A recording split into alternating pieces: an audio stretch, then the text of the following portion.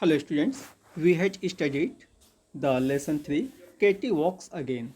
Now we have to complete the exercise of this lesson. So please open your textbook, page number 19 and see in your book.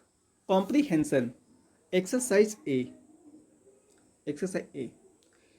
Here is written in your book, read these lines and answer the questions. यानी इन लाइनों को, इन पंक्तियों को पढ़ें और नीचे लिखे questions के आप आंसर दें।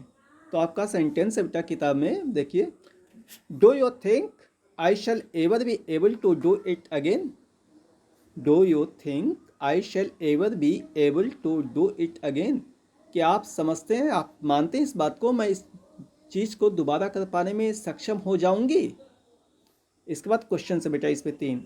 क्वेश्चन नंबर ए है, who said these words and to whom? Who said these words and to whom? तो इसका आंसर है बेटा, चले इसका आंसर बेटा, Katie said these words to Clover and Elsie. Clover और एल्सी वहाँ पे थी, उनसे उसने कहा था, do you think I shall ever be able to do it again? उनसे कहा था। किसने कहा था? कैटी ने कहा था। ठीक है। और क्वेश्चन नंबर बी है बेटा इसका, what does it refer to in this line? It जो किसको रिफर कर रहा है, कौन कह रहा है मतलब?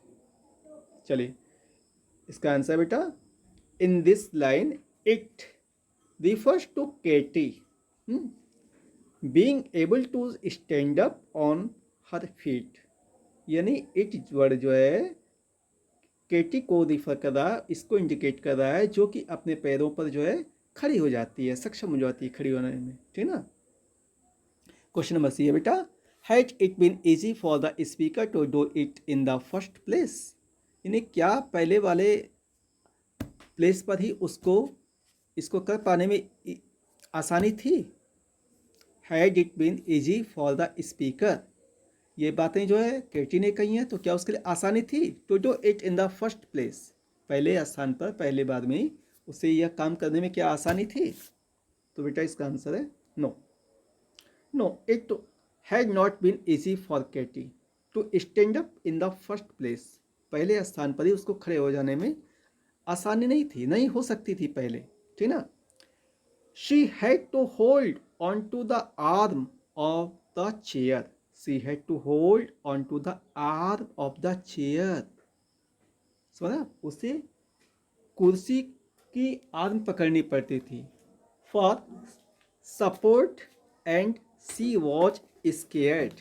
सपोर्ट करने के लिए उसको चेयर की आर्म पकड़नी पड़ती थी। हैं, शी वॉज स्केयर्ड, और वो डरती भी थी, दैट शी माइट फॉल, कि कहीं वो गिर न पड़े। ठीक है ना। तो पहले स्थान पर वो एकदम खड़ी नहीं हो सकती थी, उसको जो है क्या करना था?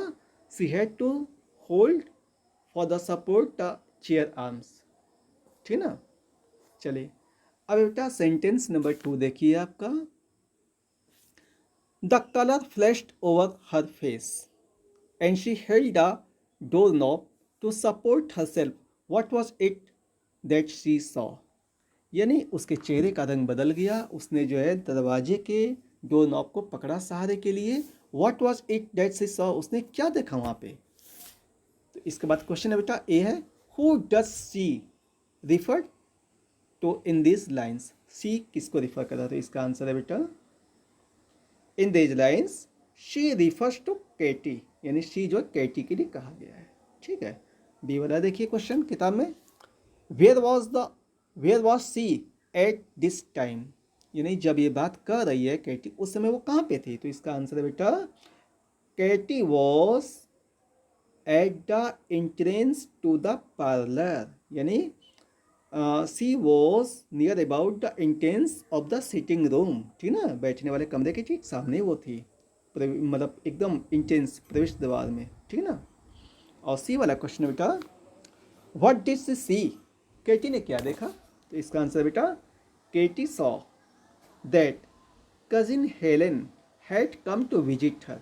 उसकी कजिन हेलेन उसको देखने आई थी, and was seated on a sofa in the parlour, और उसके सीटेड रूम में एक सोफे पे बैठी हुई थी। उसको नहीं पता था कि मतलब हेलेन आई हुई है, तो उसको देख कर वो बहुत चक्की रह गई। ठीक है ना। इसके बाद चलते हैं बेटा, ये सेंटेंस नंबर 3 है, you have won the place of being to everybody the heart of the house. तुमने जो है इस स्थान के सभी लोगों का दिल जीत लिया है और तुम जो है you are just like the heart of the house, तुम इस घर के हार्ट की तरह हो। तो क्वेश्चन है बेटा ये वाला, हु सेड दीज वर्ड्स, ये बातें किसने कही? तो इसका आंसर है बेटा these words VR spoken by cousin Helen. जो कजिन हेलेन आई थी ना, उसने ये बातें कही थी, ठीक है। और बी वाला है बेटा, who had become the heart of the house. The heart of the house कौन हुआ था, किसको कहा गया था? तो इसका आंसर है Katie had become, Katie had become the heart of the house. Heart of the house कौन हुआ था? केटी हुई थी, ठीक है ना, क्योंकि सभी लोगों का ध्यान उसी पे सेंट्रलाइज था। क्वेश्चन नंबर सी है बेटा, how did a listener respond to this praise. यानी यह प्रशंसा सुन करके जो लिसनर है यानी कि केटी, उसकी क्या रिस्पॉन्डेंस है, क्या प्रतिक्रिया है, वो क्या कह रही है, कुछ कह रही है या नहीं कह रही है? तो देखिए बेटा इसका आंसर है केटी वॉज ओवरवेल्म्ड, वह भाव विभोर हो गई, गदगद हो गई, ठीक है ना, बहुत खुश हुई। She was overjoyed. तो Katie was overwhelmed with the praise, इस प्रशंसा को सुन करके कि भाई सभी लोग मुझे जो है मतलब मेरी प्रशंसा कर रहे हैं। I am called the heart of the house, इस घर का मैं हार्ट कही जा रही हूँ। तो ये सब सुन करके ना बातें, वो ओवरवेल्म्ड हो गई थी, गदगद हो गई थी, ठीक है ना, इस प्रशंसा को सुन करके। Her eyes filled with sudden tears, और अचानक उसकी आंखों में आंसू आ गए खुशी के मारे। अरे मुझे इतना सब लोग जो है लव कर रहे हैं, उसे खुशी के मारे उसकी आंखों में आंसू आ गए।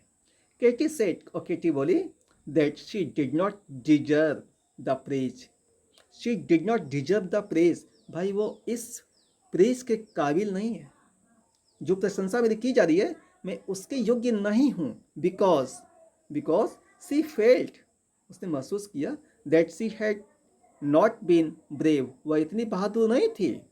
And sometimes had behaved badly, और कभी कभी उसने जो बहुत बुरी तरीके से व्यवहार भी किया था, इसलिए वो कह रही थी she did not deserve this praise, इस प्रशंसा के काबिल मैं नहीं हूँ, ठीक बेटा। तो इन्हें अपने नोटबुक में लिख लीजिएगा, और इसके बाद के क्वेश्चंस जो है हम नेक्स्ट डे सेंड करेंगे। That's all, thank you.